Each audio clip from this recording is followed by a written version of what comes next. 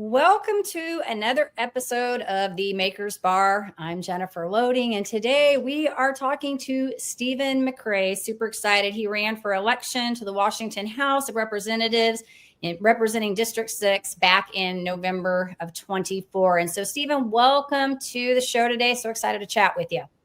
Thank you for having me. All right. Well, let's talk about, we're going to open this up because what I want to talk to you about is what led you to want to go into politics, because this is a very touchy area. And so I'm just curious to know what brought you here. So I do a lot of work in advocacy around disability issues, and I'm also an environmentalist. And so I ran in 23 and was elected as a water commissioner in Spokane County. And in 24, I saw an opportunity to represent a completely different set of values than our current leadership that holds the office right now. And I also saw an opportunity to represent my party on the ticket. And so I took it and ran with it. Very cool. Very cool. And I know that's not an easy thing. So I commend you for doing that. And you mentioned disabilities. I feel like, this is an area that gets underrepresented quite a bit. Do you want to talk a little bit about that? So I am legally blind, and I currently sit on the Governor's Commission for Disability Issues and Employment for Washington State. And I sit on 3 subcommittees. I'm on the legislative subcommittee, the community outreach subcommittee, and the accessible communities advisory committee. And in those positions, I get to work to ensure that legislative issues are getting lobbying put behind them. And I represent the 5th Congressional District and the 6th Legislative District on those committees. And so I'm a voice for Eastern Washington to ensure that individuals have a voice, for the disabled community. Okay, that's good to know. Thank you for sharing that. I had no idea that you yourself, and so that, we're dealing with the disability. So that actually, makes sense. Absolutely. So, and now you're running, you said the election has passed, and I want to talk about some of the positions and stances where you are, but now you're running for another, you said re-election for another position. Am I correct? Yeah. So in 23, I ran for an unexpired term for the District 10 Water Commissioner seat, and I won. And this year is, that seat's expired, and I have to run for re-election for it. And it's a 6-year term that I'm running for. Okay. Got it. Very cool. Very good. Well, thank you for sharing that. So I want to ask you some questions. I want to kind of work through this because I know people that are listening to this. And the great thing about this show is that there's so many, different people that come on here, and we talk a lot about leadership and the things that are important in those areas. So I'd love to know a little bit about how you would describe your leadership style and how that has evolved over time. So I'm always working to empower others that in my leadership position. So I find people with skills and I put them into positions where I believe they will thrive. And I'm always working to empower them to do their best. As a leader, I find what needs to be done, and then I find the people that can get it done. And then I believe my job is to ensure that the job is done and that the people that can do it are in the positions to be able to thrive and get it done the most successfully. I don't believe in micromanaging. Usually when people step up to be in a position, they already understand what the position is going to require of them. And so I want to ensure they have the resources to get their job done. And I want to ensure that they have the support they need to be able to be most successful with what they do. And that's generally how I approach everything as a leader. Yeah, no, that's good, Stephen. And I agree with you. I think that so many times, and it doesn't matter whether we're talking politics or we're talking in a corporate setting, that people get into micromanaging, and then it really, I think it hinders the success of the people that are trying to fill those roles. So I really like that you're talking about this whole idea of finding the people where they thrive, right? Like putting them in the right position so that they can actually do well. And I think when you do that, it kind of pulls us away from having to micromanage. Mm-hmm.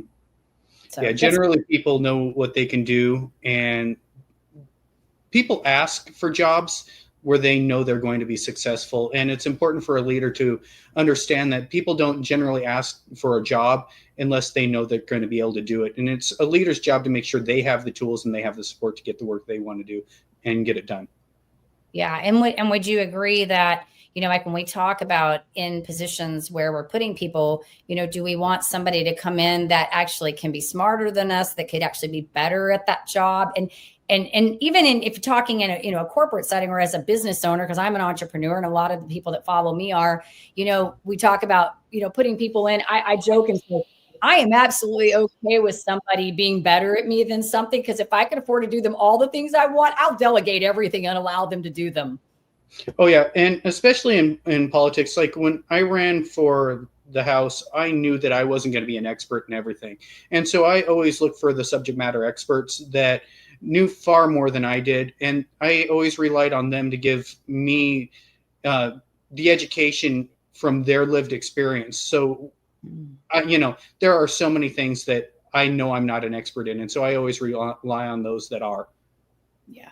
And I think it's a great awareness, right? Because you can't know everything. And if you think you do, you're probably a fool for thinking you know it all, right? You really Yeah. do we do better when we work together and we find people that can really pick up in those areas that we're not maybe as gifted in. So good for you. I love it. So what do you believe are the most pressing issues facing your district right now? Like, what's the most important thing going on right now? So the sixth LD here in Washington State is amazingly diverse. I mean, we have agricultural areas and we also have very urban areas in the sixth Okay. LD. I mean, it covers the complete gamut. One of the things that I'm very concerned about is the potential tariffs that are coming into place. We're close to the Canadian border. We rely on trade agriculturally. We have a lot of raw resources that come through here, and we also have a lot of industrial. And we rely on our trade with our Canadian partners. And creating a trade war with our closest neighbor is something that's going to hurt us. And we also have a lot of tourism that comes back and forth across the border. And that is what my current greatest concern is. It wouldn't have been what I would have said a year ago, but I'm watching already the impacts that it's having on our economy around here. And I'm also really worried about where a lot of the federal cuts are going to hit us. Washington State is a sanctuary state, and it's been identified by our current federal administration as a state where they want to limit what resources they're going to put towards us. And I'm really worried about how that's going to affect Washington State. I know that our current administration here in Washington State and our legislature does not have any desire to change our status as a sanctuary state. And I'm very nervous about what that's going to do with our economy over the next 4 years. Yeah. Thanks for sharing that today. So talking about, technology and innovation, pulling that in, how do you plan to integrate some of that into the policies and the work that you're doing? We're we have a lot of very rural areas around here, and we need to expand the availability of technology in our whole area out here. Technology is absolutely essential with our current markets around the world. And the further we can push technology here in Washington State and bring it to our rural areas, the more competitive we're going to be. I love technology. It's made it able for me with a disability specifically to be able to complete degrees and to be able to engage in things that wouldn't have been possible for me 10 years ago. And so technology needs to be at the forefront of everything we do. I love the fact that our state is currently working on so many different initiatives to offer technology to our rural areas. I'm hoping that it can be a bridge to some of the gaps that we're seeing in healthcare in our rural areas. We have some significant healthcare deserts right now, and there's some great possibilities in being able to bridge that with technology that's coming out. I'm hoping that it's going to open some markets up. With the current situation with markets that are being closed due to some of our foreign policy, I'm hoping that we're going to be able to shift using technology to be able to offer those markets in a different way to the people in our area. Well, and you mentioned, we've talked about, tariffs and then the diverse, background of the district that you're in. And so, which I think divides people up too, right? So I'm curious to know, how do you mentioned technology, but how do you bring those people together to, basically represent that diverse community in your district? So we need to find common ground. Generally, what I found when you get into these situations where people are talking politics or anything else, everybody always wants to go to the most controversial issues. And I think that's kind of a dangerous thing that we've gotten into right now. And that's part of the reason why people are so divided. Whenever I talk to people, of course, I'm a Democrat, but I can speak to Republicans because I go for the things that we can actually all agree on. You know, I'm a water commissioner, and so we all want clean water. And so it's a great place for me to be able to start conversations with people. And so, you know, we build that bridge on places where we all want to work together. And, you know, maybe later on, once we have that understanding, we have that relationship built, then we can start working towards some of those more controversial issues. But we have to have a foundation of trust with each other. And so we need to start with areas that we can all agree on that need work, and find ways that we can work on them together that we all find beneficial for each other. Yeah, no, Stephen, this is really good. And as you're talking to me, it's funny. I'm always trying to listen to what people are saying, and my brain's thinking at the same time. I kind of sort of feel like a detective all the time, right? So as you're talking about this, I think this is so essential in so many areas, not just even in politics, right? In business, in relational, in all areas, is to find that common ground, because we tend to go to the areas where we find the most problem, right? Like that's where we get on the opposite ends. But when we learn to find the common ground, and I love that you said the water, we all want clean water, because we all want clean water. It's kind of like we all want to be loved, right? Or whatever, like those things, right? We all have those common necessities and those things that we need, but we get so hung up on the differences and don't come to, and if we can find the common ground, then we can have those other conversations from a respecting platform. You know, it doesn't come from this hate platform. So I love that you said that. And now I think it was really good with the water thing. It's like, that's what's hanging in my head right now. So thank you for sharing that. Good stuff. Okay. So I want to kind of move into healthcare a little bit. You said a lot of really good things. I love to talk about the tariffs and the economy, all that stuff. What's your stance on healthcare? I support a single payer system. I work with Whole Washington. I support Medicare for all. I firmly believe healthcare is a human right. Okay. The idea that we have a middleman in our system right now, which is our healthcare industry, or our health insurance industry specifically, that basically makes money off of people's suffering, is very offensive to me. It's a $1 trillion a year industry right now in the United States. That's a for-profit industry that, quite honestly, the money that goes to those profits, if it was to be applied towards making sure that every citizen in the United States had the health care that they needed, I believe we would be in a far better place. The fact that the United States is the richest country on earth, and we have people that are going bankrupt and dying because they can't afford their health care, is absolutely disgusting to me. We have a couple of wonderful bills here in Washington State right now that we just had the healthcare trust make it through the House, and it's now on the floor of the Senate, and it's made it further than it's ever made it before. And there's a lot of hope that we're going to be able to provide healthcare to all of our citizens here in the state. And I'm hoping that we can be an example to the rest of the country with this. So, you know, I went to Olympia about a month ago, and I took a group of college students with me where we went and we advocated for getting these bills passed. If we can ensure that everybody in the state of Washington is able to get the healthcare that we need, I think it will be a major protection against people's generational wealth. Because if you go into debt and you lose your home, or you lose everything that you've earned over your entire lifetime because you got sick in the last 3 or 4 years of your life, it prevents you from being able to pass that on to your children or your grandchildren. And so if we can put those protections in place at a government level to ensure that everybody is able to get the health care they need, I believe it's going to be a great protection for people's wealth, for their health. And if you have those two things taken care of, you become more mentally stable. You can make better plans for your future and for the next generation. So I am fully for a single payer system, Medicare for all, whether it's at the state level or the federal level. Okay. Thank you. All right. And I'm going to move on to education reform. Would love to know what your views are on that, and how do you plan? And well, I guess it would be different. Would say, how would you plan to do that? Because you're in water commission, not going to have to. But tell us a little bit about what your views are on that one. Education is essential, and I believe it should be paid for to whatever level an individual can achieve. We have some wonderful public universities here in the state of Washington, and according to our Constitution, education is the top priority of our government here in Washington State. And we have just about a matching grant to what the federal Pell Grant is here in Washington State to help students be able to achieve that. But there's still some pretty significant lapses.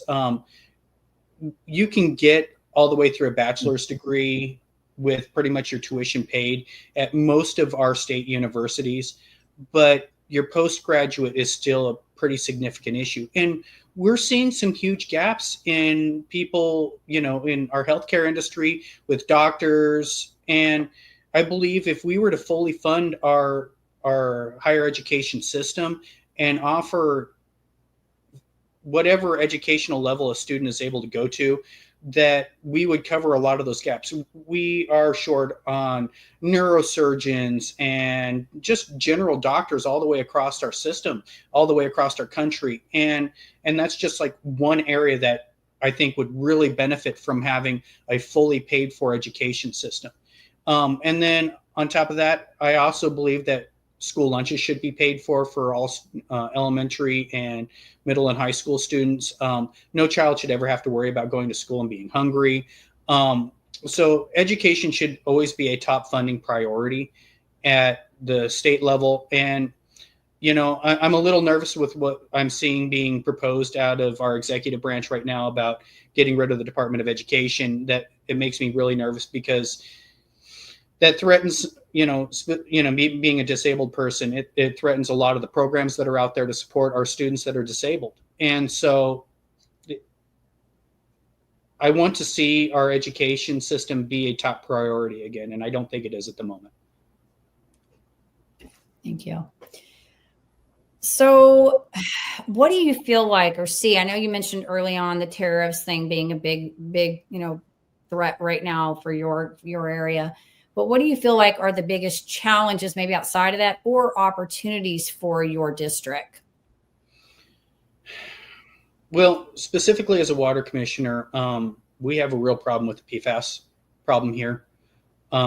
We have a major military base and an airport that has polluted a lot of our water in the area, and that's going to be a huge challenge.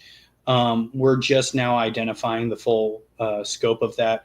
And we're identifying how big of a problem it is nationwide. PFAS is so prolific in our environment that it has changed the hydrosphere worldwide. The fact that they're finding PFAS in penguins in Antarctica just tells us that it's everywhere now. It was going to be a priority from the EPA, but it looks like that's being rolled back. Some of the numbers I've heard are truly disturbing on that. And I've heard anywhere from $200 to $800 billion for cleanup for PFAS in the United States over the next 20 years. And so it's a major challenge, but I also believe it could be a major a source of revenue.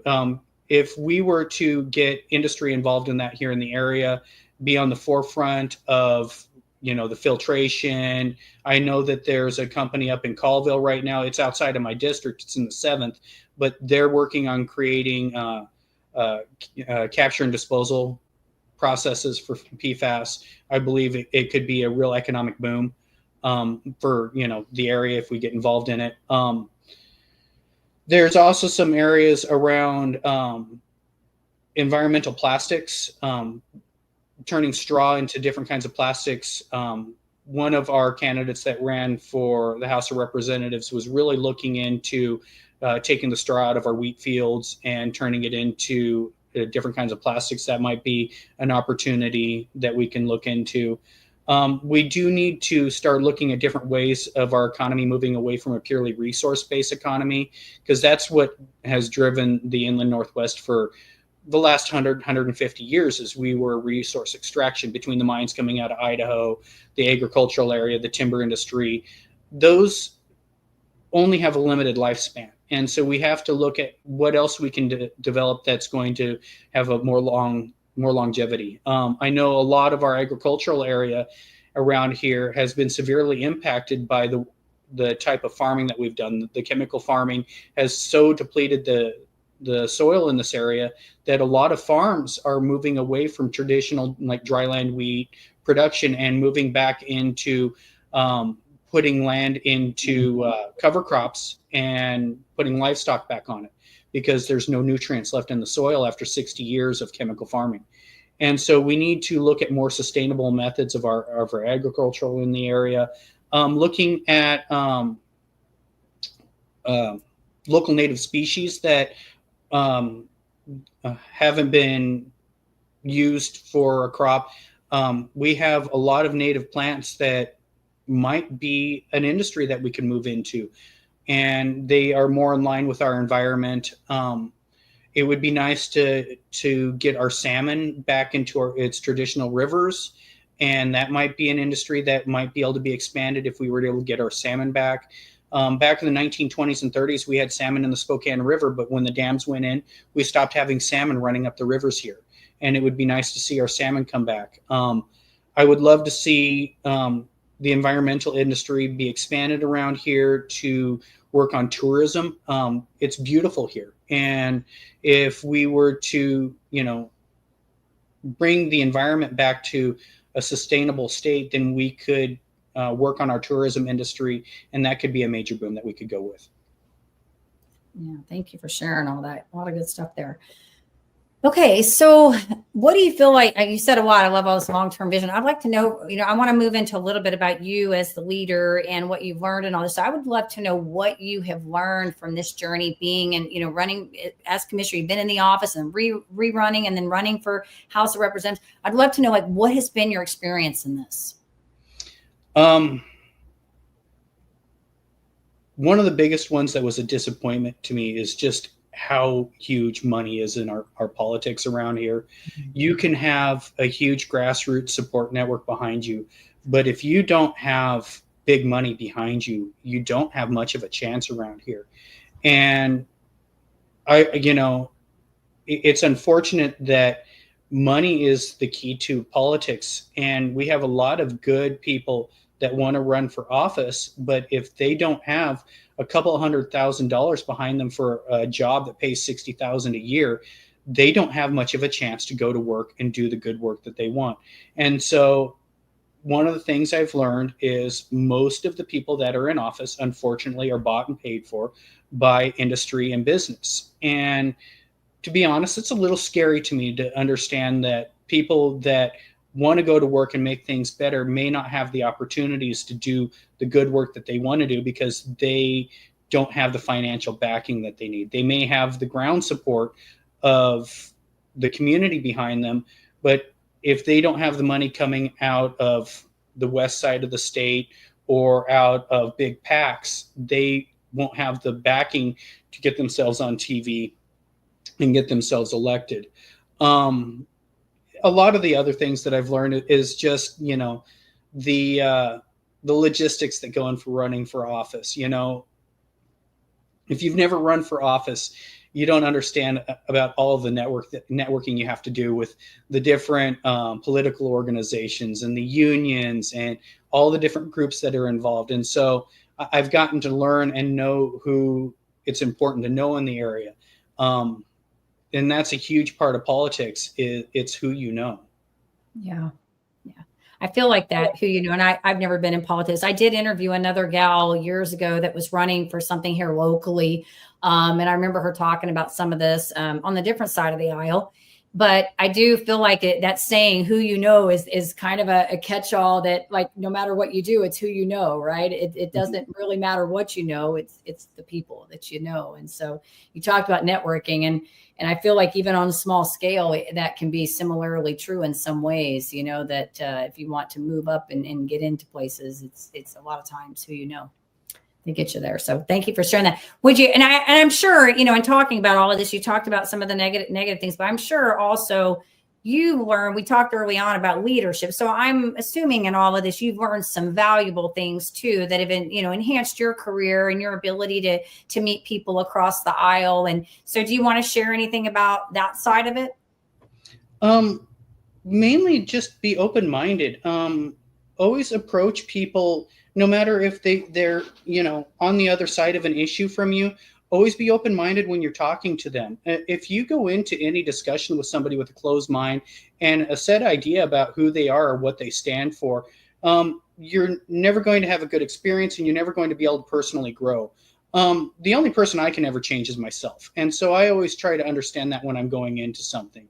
And so I try to understand where somebody's coming from. I try to listen to their concerns. I try to find that common ground with people when I sit down and talk with them. And I always am trying to create a relationship with somebody, whether I agree with their stance on something or not. I always want to, when I walk away, I want to have them feel like they can always talk to me. And I always want to leave it in a situation where I feel in the future I can go back and talk to them about an issue. And a lot of times somebody that's on the other side of something may be an expert in something that, or, they come from it because of their life experiences. And I always want to be open to those and try to understand why they have their points of view. Yeah, I think that's important. I think that's important in all areas, and anytime you're dealing with humans, I think to try to put yourself in the shoes of someone else to understand where they're coming from. So thank you for sharing that. Is there any, and you're probably going to have several to this, but is there any particular book or a mentor that resonates in your mind that you feel like has just really significantly influenced your journey? I've been fortunate enough to be able to be around so many different people. I have some amazing professors from going through the social work program at Eastern that I was incredibly fortunate to have. I'm in the last quarter of my social work degree right now at Eastern. And there's one professor that's just absolutely amazing to me, and that's Dr. Andrew Israel. I feel so fortunate to be able to be around him.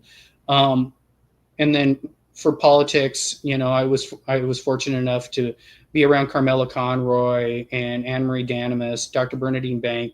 They've all been amazing to me. They were all three of our candidates for the 5th congressional seat last year. And I learned from all of them.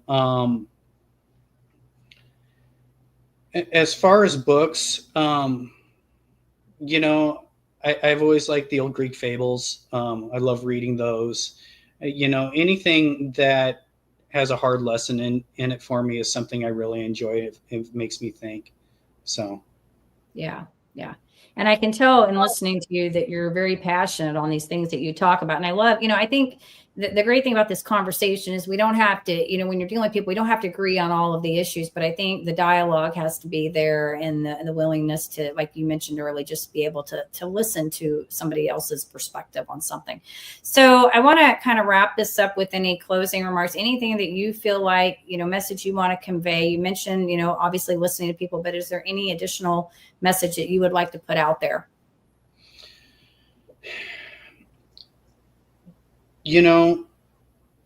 One of the biggest things that has me upset right now is the division that we have in our country right now along political lines. It used to be that families weren't divided politically, and you could sit down and have a conversation with somebody that was on the other side of the political spectrum from you, and you could still be friends with people. The biggest message I wish I could give to people is that we need to sit down and start listening to each other again. We need to stop going for the most controversial issues when we talk to each other. We need to find the common ground. We need to work with each other. The United States is a country that's built on compromise. Everything in our history has been about compromise, and we need to continue to be that country if we want to survive. If we have a bunch of people that are fanatics, we're going to end up ripping ourselves apart. And so we need to be willing to listen. We need to understand that we can only change ourselves. And we need to walk into a room willing to work with other people, not looking for a fight, not coming in with the victim mentality or the idea that we are right, that everything in our brain is absolutely the solid truth. People's truths come from their perspective in life. And we need to understand that everybody's perspective and everybody's life journey has brought them to a different viewpoint. And when we slow down a little bit and we take time to listen and we take time to care a little bit about why people might be where they're at, we're going to come out with a lot better of a situation than we are right now. It makes me incredibly sad that everybody always wants to immediately fight each other on everything anymore. Maybe we can avoid having these arguments in social media. Have conversations with people face to face, and do it with from a point of view of wanting to respect each other. Yeah. Social media definitely makes things hard. You said a lot of really good things, Stephen, and I want to tell you thank you for all of that. I love that you said, I counted this twice, that you mentioned about working on yourself. And in the line of work that I do, this is a big part of what I talk about, because we can't control everybody around us. All we can do is control ourselves and how we respond to what's put in front of us. And so I want to commend you on that and congratulate you, on your continued, empowering yourself and moving through and working to fight for what's important to you, because I think we all have a right to stand up for what we believe in. So I want to commend you on all of that. Anybody wanting to find you? Do you have a page you want us to direct them to? If they want to find more on your stance, your positions, any of that, you want us to direct them to? Right now, I don't personally have one. If I could get anybody to go anywhere, it's to the Spokane County Democrats or the 6th Legislative Districts Democrats, or 6th Legislative Democrats web pages. I'm on both of them. And as I get going again, there will be links to where I'm at on both of those pages. But those are the two organizations that I'm most involved in. I'm a state committee member from the 6th, and I'm a member of the executive board with the Spokane County Democrats. And so most of the stuff that I have going on right now until I get up and running for the 10th district water commissioner seat is going to be through those. Okay. Well, we thank you for your time today, Stephen. I'm sure somebody listening to this will find some of this information valuable. And that's what I love about this show, is that we welcome people from all over to talk about the things that are important to them. So thank you for your time today. And like I mentioned, we wish you continued success. Thank you. All right. Awesome. All right. And of course, to listeners, make sure you plug in. And if you want to find out more information about Stephen, please go to those pages that he said, and you can get all the information there. All right. Until next time, take care.